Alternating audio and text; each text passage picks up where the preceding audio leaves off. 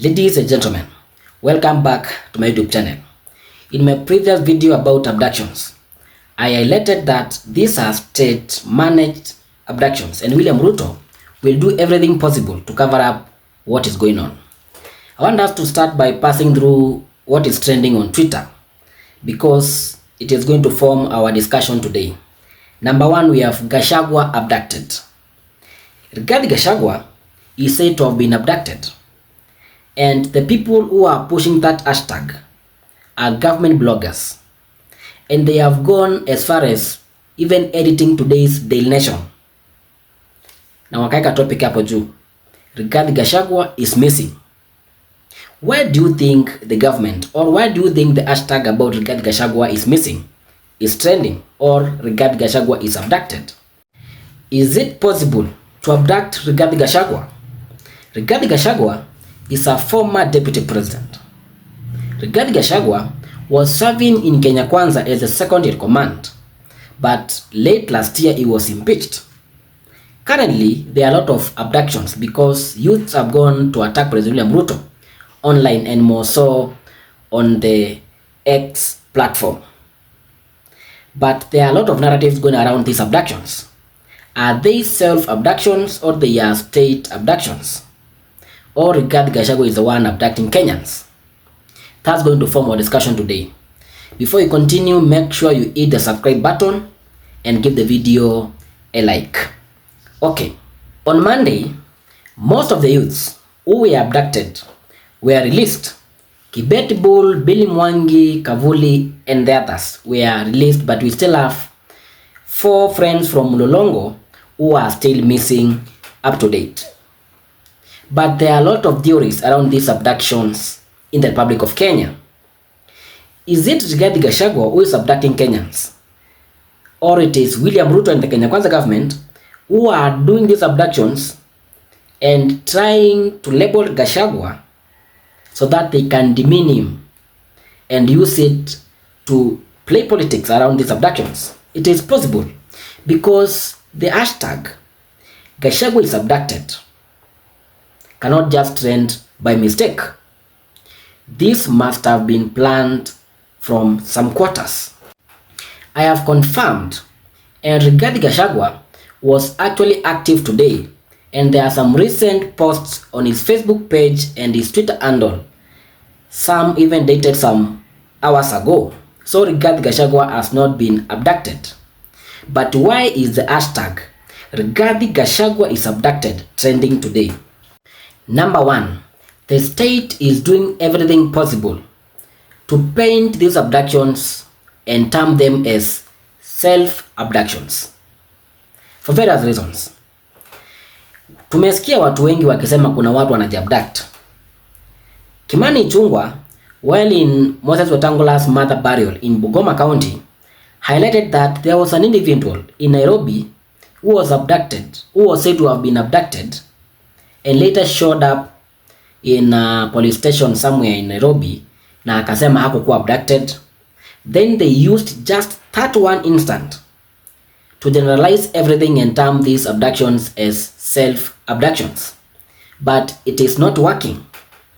And now to try and make things work or things move around these abductions and term them as self-made, they have now to try and spread rumors and fears around Rigathi Gachagua. Remember, they tried to label the abductions as Rigathi Gachagua organized abductions. And Kenyans did not buy that lie. Raising the issue about Rigathi Gachagua is missing or Rigathi Gachagua has been abducted is going to spread a lot of fear amongst Kenyans. Na Wakenya wataanza kujiuliza, kweli can Rigathi Gachagua be abducted? Rigathi ameabductiwa ama amejificha? Ladies and gentlemen, if you paid keen attention to the speech by Kibet Bull immediately he was released, the guy raised a lot of questions more than answers.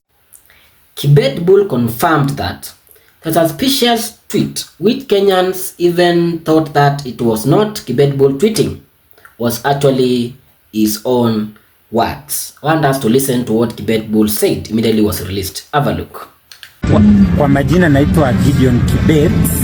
Kwa Twitter anajulikana kama Yoko or Kibet Bull.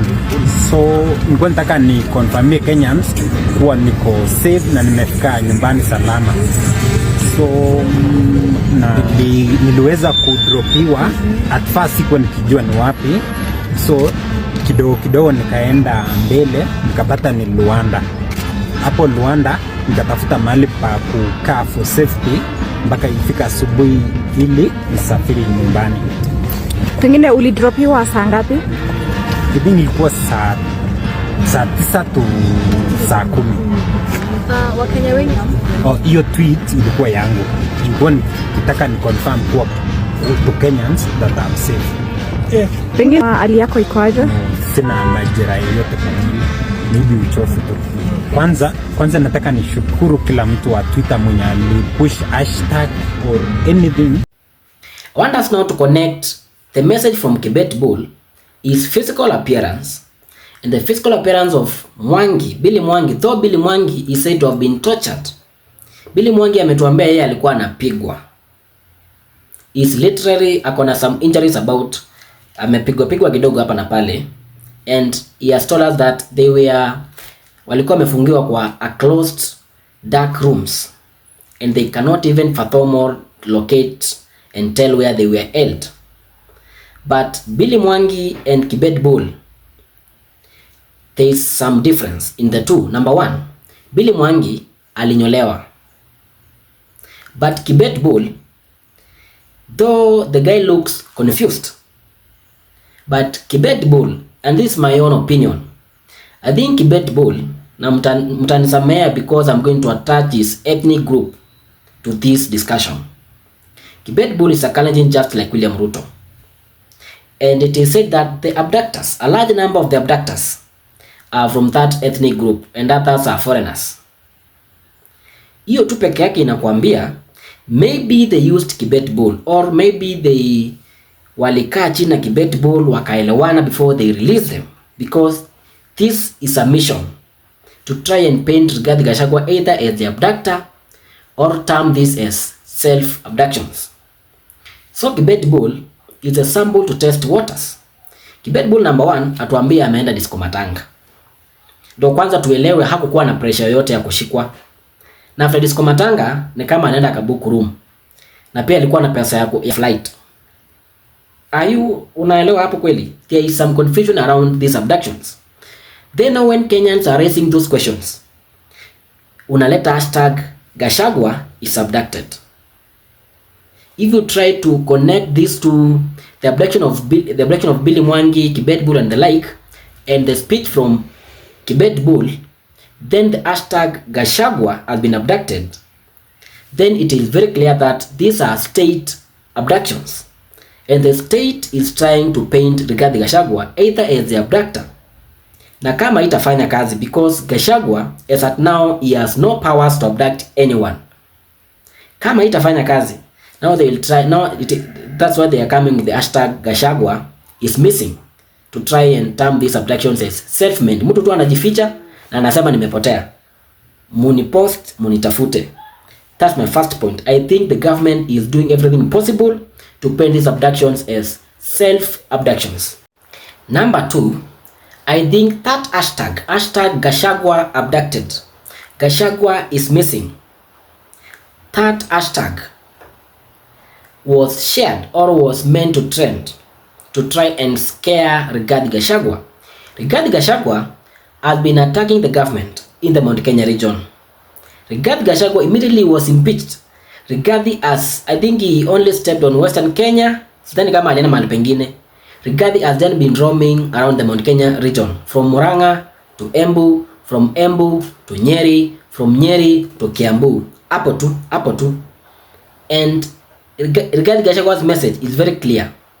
Say no to William Ruto. That is what Rigathi Gachagua is preaching, nothing else. And Rigathi Gachagua is currently a threat to the state, and Rigathi Gachagua is threatening William Ruto's re-election in 2027. Imagine today if Raila Amolo Odinga detaches himself and the ODM party from the broad-based government. William Ruto atakaa kama mtoto yatima. I think even he will not contest in 2027 because he will definitely lose with a margin, just like 202 Uhuru Kenyatta against Mwai Kibaki.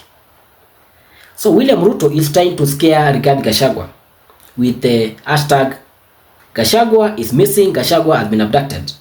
But I'm very sure that's not going to scare Rigathi Gachagua. We are on a Wednesday, ngoja hii weekend, ama even tomorrow. If Rigathi Gachagua is going to get any invitation or any congregation in Mount Kenya region, Rigathi Gachagua will eat back William Ruto about these abductions. And Rigathi will tell us why the state is trying to label him na atawaambia aogopi kitu. So everything the state is doing is not adding up. They abducted Kenyans. They try to tell us that Rigathi Gachagua is the one who is abducting Kenyans, but we are very sure Rigathi Gachagua has not those powers. Now they want to term those abductions as self-made abductions. That's why watu walikuja wakiwa healthy, wengine walikuwa na fair, and Kibet Bull is speaking the way he wants. But have you questioned yourself about the speeches delivered by these boys or these men who were abducted? From Billy Mwangi to Kibet Bull. Kibet Bull even owned the tweet, which was suspicious, and Kenyans said that that was not the real Kibet Bull. Mpaka wengine walikuwa wanafikiria labda akaunti yake bado hajapewa simu. The account for Billy Mwangi is still tweeting up to now, and Billy Mwangi confirmed that hana simu, hayuko Twitter as at now, but the account is still active. I've passed through the account of Maverick Saoko. At least help us understand what has happened to the abductees. Give them some time. Tusirush kufanya interview sahi. Give them time. Let them at least watulie, akili tulie, na wajirecollect pia, so that they can remember on the instances which happened. But this message by Maverick Saoko is giving a need that unaweza pewa kitu labda hata ukumbuki nini ili happen. You remember Billy Mwangi told us that hata kuja tuko 2025 until he was released. Maverick Saoko is telling us that what you don't know is that abductors put amphetamine or amphetamine stock, dextroamphetamine drugs kwa food za watu. They are used to treat depression and anxiety. Very lethal. Ziko pale madhare. Side effects. You become incoherent, lose memory, and hallucinate. Comrades were fed but wanakaa zuzu. It is true kweli wanakaa zuzu. I listened to Kibet Bull and he was confused. Ni kama anapeana story fulani alisoma kwa kitabu. Flow ilikuwa chini, looks tensed though relaxed. Anyway, what's your take? Do you think the Kenya Kwanza government or William Ruto is ready to take responsibility and explain to Kenyans what happened to these Kenyans or what is happening around these abductions? What's your take? Express your opinion in the comments, give the video a like, and subscribe. Thank you for tuning in.